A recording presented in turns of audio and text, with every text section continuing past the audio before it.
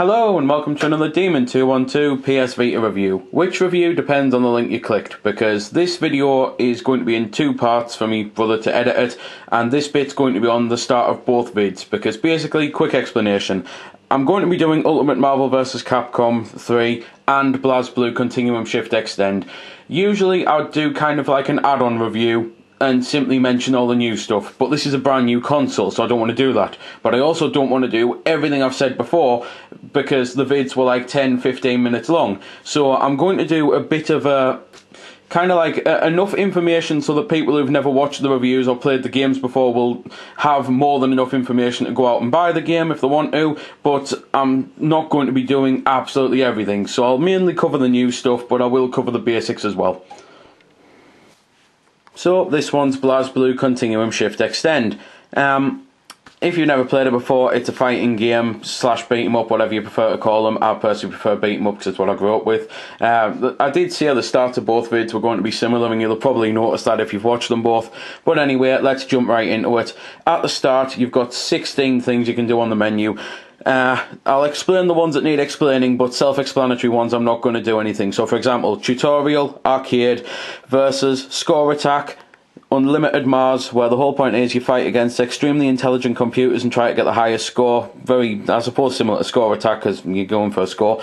Training, challenges, Abyss. Abyss is that team mode that I shown in the PSP vid, where basically you build a team and you fight another team and you go through kind of like a branching path and that, and I loved it and I'm glad it's back. Story mode, gallery, replay theatre, network and network ad hoc, so obviously one's online, one's local. PlayStation Store, where you'll be able to download DLC. I imagine it'll just be costumes and system voices. Options, where you can fully customise your controls, including turning on or off this absolutely atrocious back pad. One of the reasons it's atrocious is because it is, and the other one is because on this game it makes 8 virtual buttons on the back. However, as you might notice from my finger size, it would be perfect if there were 3. Well, I say perfect, it would be marginally better if there were only 3 buttons on each side, but 8, my fingers are just too big. In your system options and that, you can do the usual though. You can turn your autosave on and that. You can choose the time of your fights and difficulties and things. And even though it is a handheld where you don't have L2, R2, L3, R3, it does work amazingly well. They've done a fantastic job bringing this to the portable because it just plays like the console version. BlazBlue actually managed that with the portable, the PlayStation Portable. I thought that version played just like it, and I know there's probably people out there having a go saying it's pronounced Blaze, but there's no E, so I call it Blaz.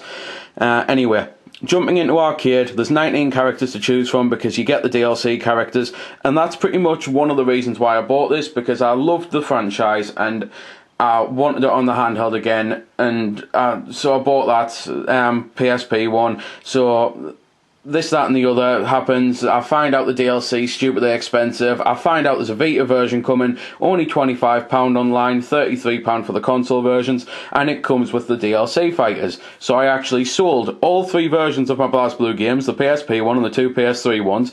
Pretty much bought this for a tenner because of the money I made selling them, and it meant that I got all the DLC and get the complete game with HD graphics on the handheld, the version that I wanted it with. So I'm very happy with that. It's also so basically that's this version of the game is for absolute completionists who want the new things. So for example, the DLC characters have new stories now that they didn't have before. It's for beginners who have never played a BlazBlue game before because you get absolutely everything, and it's for fans who had things but didn't have the DLC like myself and wanted to buy the DLC but thought it was a bit pricey. Well, you might as well instead sell your games, buy this, have it all in one place, and it'll probably be cheaper for you as well.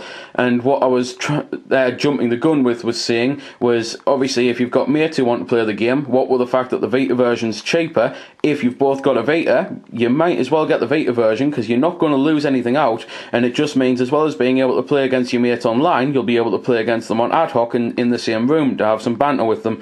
But that's just my own personal preference. For those who don't know though, the whole point of BlazBlue is the fighting game slash beat 'em up. You kick the crap out of your enemy, you do it for a couple of rounds, and then you go on to the next one. The arcade, you get a story. The story mode, you get a story.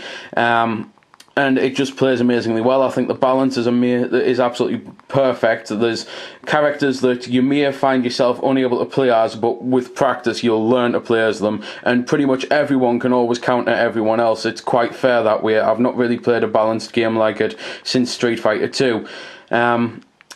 Graphically, the game looks amazing. Musically, it sounds amazing, but it is just a fighting game, so if you like them, it's well worth checking out, because it is personally my favourite of the Vita launch titles. If you don't like them, well, I don't know, you might still want to give it a try, because I really do genuinely think this is an amazing fighter. It came out of nowhere, I'd never heard of it, I got it out of pure interest in the art style and that, and found myself falling absolutely in love with it. So there we go then, that's been the review. I hope you found it helpful. I don't score the games because that's based purely on opinion, so instead I'll leave you to make your own mind up.